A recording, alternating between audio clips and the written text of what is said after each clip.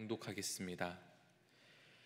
느부갓네살 왕이 금으로 신상을 만들었으니 높이는 60규빗이요 너비는 6규빗이라 그것을 바벨론 지방에 두라 평지에 세웠더라.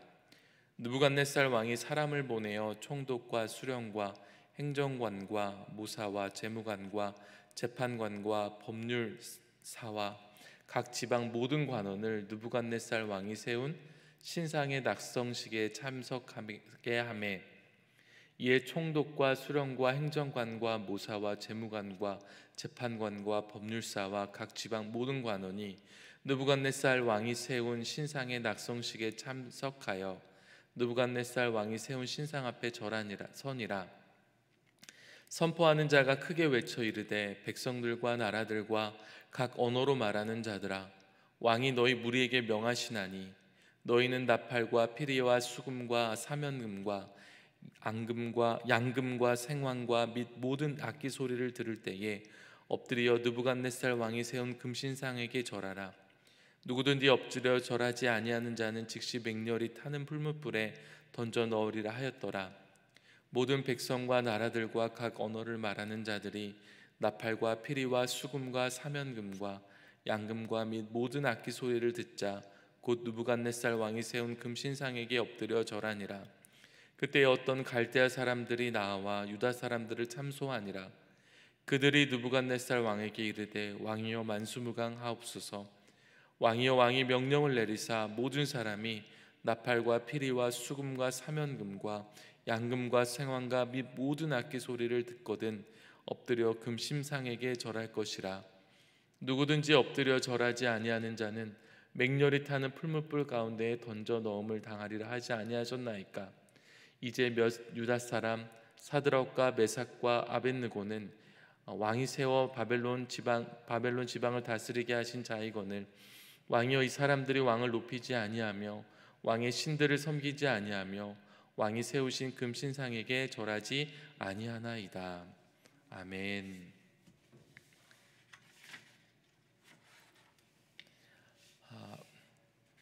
이 추운 새벽에 오신 여러분들을 환영합니다. 오늘 느부갓네살 왕은요 다니엘을 통해 꿈과 해석을 듣고 하나님을 인정했지만 그렇다고 중심이 변한 것은 아니었습니다. 하나님께서는 느부갓네살 왕에게 꿈을 통해 바벨론 제국이 쇠퇴하고 멸망할 것을 보여주셨죠. 어제 본문까지 우리가 그것을 나누었습니다. 그러나 이제 꿈에서 본 신상을 애써 지우려 해서인지 느부갓네살 왕은 머리부터 온몸 전체가 금으로 된 신상을 만들었습니다. 꿈에서 본 신상은 머리는 순금, 가슴과 두 팔은 은, 배와 넓적다리는 놋, 종아리와 발은 새와 진흙이 섞여 있어서 이 순금으로 된 바벨론 제국이 끝나면 다른 제국이 일어섰다가 또 그 다음 제국이 일어나서 없어질 것이라고 다니엘이 해석했습니다. 이제 그게 맞는 것 같은 거예요. 그게 오히려 더 불안하니까 이 느부갓네살 왕이 뭘 만들었느냐면은 머리부터 발끝까지 순금으로 된 신상을 만들었습니다. 이 말은 곧 바벨론 제국이 끝나지 않고 다른 제국이 일어나지 않고 계속 이어지기를, 바벨론 제국이 영원히 존재하기를 소망했다고 볼 수 있습니다. 그 신상을 만들어 절하면 그 신이 바벨론의 운명을 바꾸어 주리라 기대했을 것입니다. 1절에 신상의 높이가 60규빗이라고 나와 있는데요, 약 28m입니다. 28m가 어느 정도 높이가 될까요? 대략 아파트 10층 높이라고 보면은요, 아주 정확하진 않지만 우리 옆에 있는 서신 아파트 높이라고 한번 생각해 보십시오. 그 정도 높이인데 너비는 6규빗, 즉 3m 정도입니다. 이런 금신상을 두라 평지에 세웠습니다. 그러니까 이렇게 높은 신상을 평지에 세웠으니까 쭉 수평이 이어지는 평지에 우뚝 선 이 신상을 딱 세웠으니 아마 멀리서도 잘 보였을 겁니다. 그리고 단지 잘 보였을 뿐만 아니라 얼마나 또 압도적으로 보였겠어요. 햇빛이 비치는 거에 따라서 번쩍번쩍 빛나는 이 금신상이 서 있는 겁니다. 우리나라에서는 부처상을 많이 볼 수 있죠. 부처상도 대부분 금으로 입혔습니다. 근데 뭐 작은 것들도 있지만 간혹 가다가 어마어마한 규모로 크기로 만든 그런 상들이 있습니다. 얼마나 압도적인지 모릅니다. 제가 그 휴가 때 설악산에 그 케이블카 타는 거기 어떤 절에 가보니까 엄청 크더라고요. 그런데 사람이 그것을 보면은 심리적으로 이게 딱 압도를 당하면서 이제 그 우상이 뭔가를 이루어줄 것처럼 느낍니다. 그런 것을 의도하고 우상을 만들기 때문에 고대의 바벨론의 신상이나 우리나라의 부처상이나 세계 곳곳에 있는 앙코르와트나 이런데 다 모든 우상들이 공통적인 특징을 가진 것을 보게 됩니다. 이 느부갓네살 왕은 단지 신상을 세운 것으로 끝나지 않고 이제 낙성식을 열었습니다. 그때 바벨론 제국의 모든 관료들과 백성들이 참석하게 했습니다.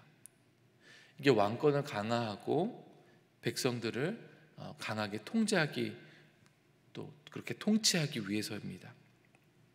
그렇게 모든 백성들이 모였을 때 전령이 큰 소리로 외치는 겁니다. 4절부터 6절까지를 보십시오. 백성들과 나라들과 각 언어로 말하는 자들아, 왕이 너희 무리에게 명하시나니 너희는 나팔과 피리와 수금과 사면금과 양금과 생황과 및 모든 악기 소리를 들을 때에 엎드려 느부갓네살 왕이 세운 금신상에게 절하라. 누구든지 엎드려 절하지 아니하는 자는 즉시 맹렬히 타는 풀무불에 던져 넣으리라. 바벨론에 있는 사람이라면 한 사람도 빠짐없이 절하게 한 것입니다.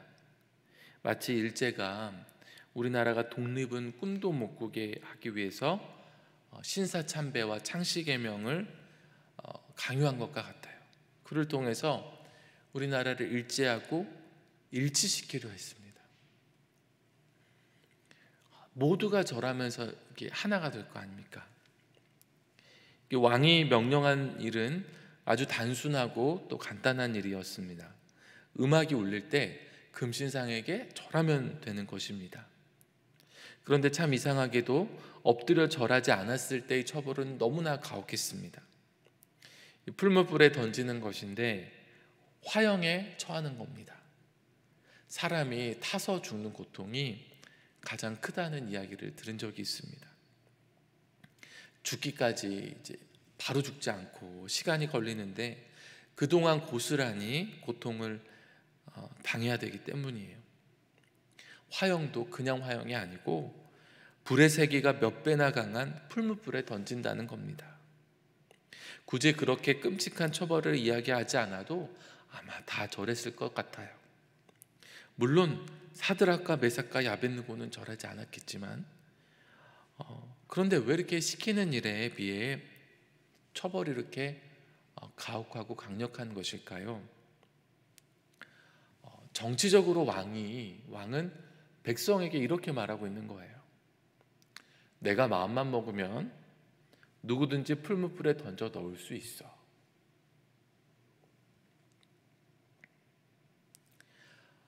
금신상에게 절하면서도 사람들은 만약 절하지 않으면 풀무불에 던져질 텐데 이게 얼마나 끔찍할까, 이런 거를 상상할 수밖에 없었을 겁니다. 그리고 살기 위해서는, 적어도 끔찍한 죽임을 당하지 않기 위해서는 쥐죽은 듯이 왕의 명령에 복종해야 된다고 다짐했을 것입니다. 신상에게 절하는 것은 모두가 할 수 있는 간단한 일입니다. 그러나 그 일을 통해서 바벨론의 모든 사람들은 왕의 절대 권력에 종속되었습니다. 북한에서 우리 동포들 주민들에게 김일성 동상을 아주 크고 멋있게 만든 다음에 절하게 하거나 경의를 표하게 하는 것, 또 모든 실내 공간에 관공서든 집이든 김일성 3대의 사진을 걸어놓게 하고 그렇게 인사하게 하는 게 똑같은 것입니다. 역사를 되돌아볼 때에 지금 우리가 민주주의 사회에서 자유를 누리며 산다는 게 얼마나 큰 축복인지 모릅니다. 그리고 이 사회에 중요한 가치들이 대부분 기독교에서 비롯되었다는 것은 그 누구도 부정할 수 없습니다. 이 소중한 가치들을 누리기만 할 것이 아니라 우리가 아름답게 지켜나가야 할 겁니다. 다시 6절로 돌아와서 이 풀무불이라는 강력한 처벌을 이야기한 다른 이유를 한 가지 더 찾자면 절대로 예외자가 나와서는 안 됐기 때문일 겁니다. 이게 왕권을 강화하기 위해서 하는 일인데 전 안 돼요, 전 못해요, 이렇게 하나둘씩 예외자가 나오기 시작하면 애초에 기대했던 왕권 강화는커녕 왕의 위상이 크게 떨어질 겁니다. 군대에서 열애자가 얼마나 큰 원성을 받고 손가락질을 받는지 모릅니다. 그게 다 같은 분위기예요. 7절을 보십시오. 모든 백성과 나라들과 각 언어를 말하는 자들이 나팔과 피리와 수금과 사면금과 양금과 및 모든 악기 소리를 듣자 곧 느부갓네살 왕이 세운 금신상에게 엎드려 절하니라. 엄중한 이 낙성식이 잘 끝난 것처럼 보였습니다. 제국의 모든 사람이 한 사람도 열애 없이 절했구나 하는 이 통일감이 감격처럼 밀려오고 있을 때 어떤 갈대아 사람들이 왕에게 나아가서 절하지 않은 몇 사람을 고소합니다. 12절에 유다 사람 사드락과 메삭과 아벳느고는 왕이 세워 바벨론 지방을 다스리게 하신 자인데도 불구하고 왕을 높이지 않고 왕의 신들을 섬기지 않고 왕이 세운 금신상에게 절하지 않았다고 고발했습니다. 이들이 왜 금신상에게 절하지 않았을까요? 그 내용은 내일 본문에 나와 있습니다. 그러나 우리는 그들이 여호와 하나님 한 분만을 섬기는 그런 믿음을 갖고 있었기 때문임을 알고 있습니다. 우리가 여기서 한 가지 좀 염두에 둬야 될 사실은 바벨론의 사람들은 다신교적인 종교관을 갖고 있었고 유대인들은 유일신 믿음을 갖고 있었다는 차이를 갖고 있었음을 우리가 유념해야 됩니다. 이 고발한 갈대 사람들은요 다신론적인 세계관을 갖고 있었기 때문에 금신상에게 절하지 않는 이런 유대인 몇 사람을 이해할 수가 없었습니다. 왜냐하면 그냥 수많은 신들을 섬기는데 그 중에 한 신에게 절하기만 하면 되었기 때문이에요.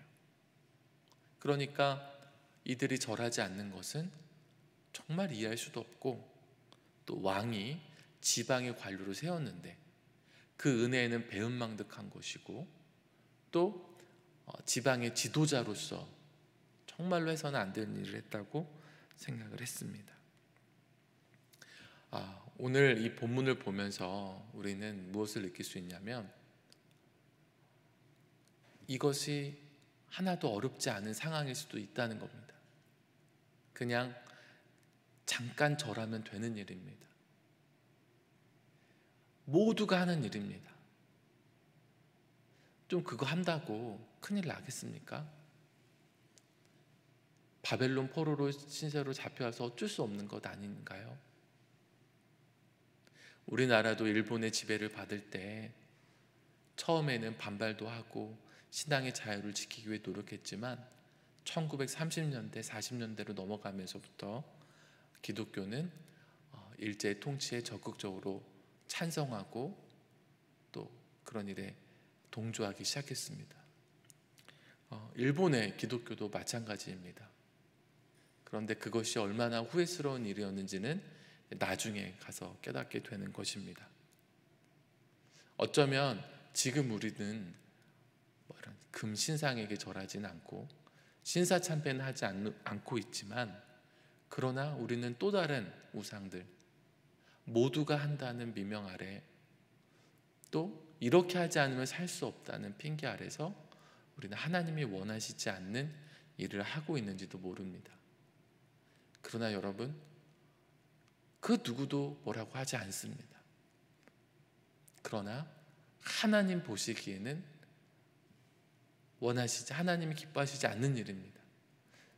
그래서 우리가 사람들이 사니까 이렇게 살아도 괜찮아요 하는 것이 아니라, 사람들은 모두가 다 그렇게 살지라도 하나님께서 원하시는 것은 뭘까에 초점을 맞춰야만 우리가 이런 것에서 벗어날 수가 있습니다.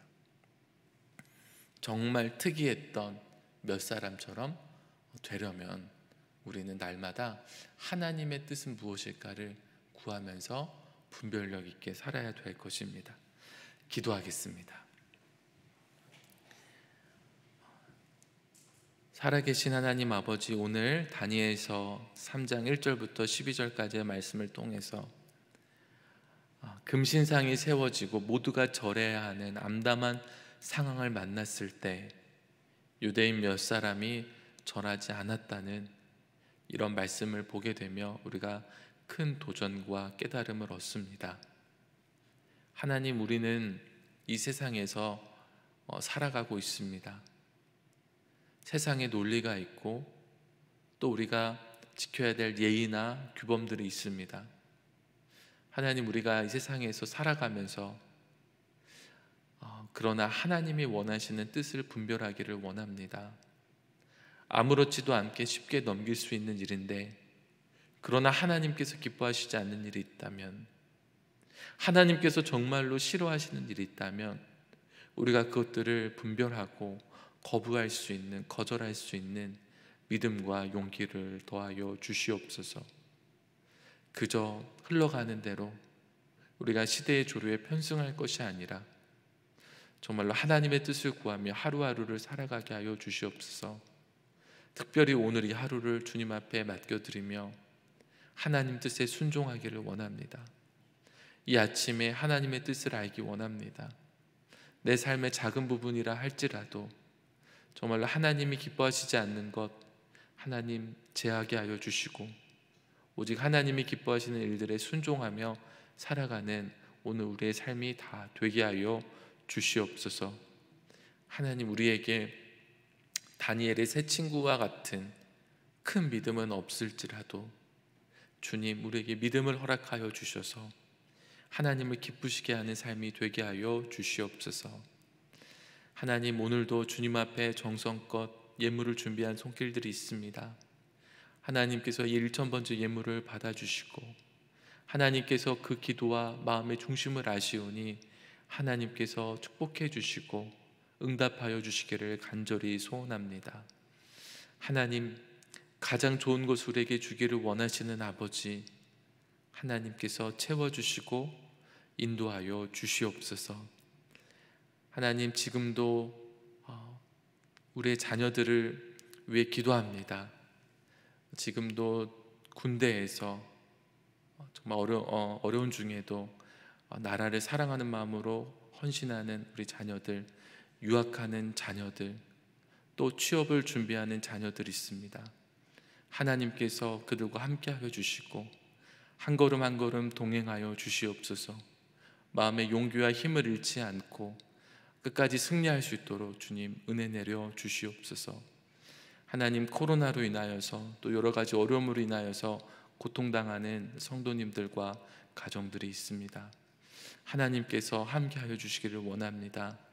이 어려움 중에 무엇을 먹어야 될지, 무엇을 입어야 될지 모르는 상황 가운데 하나님께서 한 걸음 한 걸음 인도해 주시고 채워주시는 역사를 경험하게 하여 주시옵소서.